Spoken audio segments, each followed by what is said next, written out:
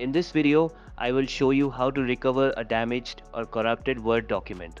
Let's get started. First, try the built-in feature Open and Repair. Open Microsoft Word, click on Open, select your corrupted document, click the arrow next to the Open button and choose Open and Repair. If that doesn't work, use the Word Text Recovery Converter. Open Word, click on Options at the bottom, then go to the Advanced tab. Scroll down to the General section. Check Confirm File Format Conversion on Open and click OK. Next, go to File, click Open, locate your corrupted document, and in the Files subtype box, select Recover Text from any file.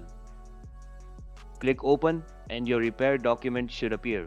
If these methods fail, you can recover the document from unsaved files. Go to File, click Open, and select Recover Unsaved Documents. Browse the folders, find a file with the same name as your corrupted document, and open it to retrieve your work. And that's it. If you found this video helpful, give it a like.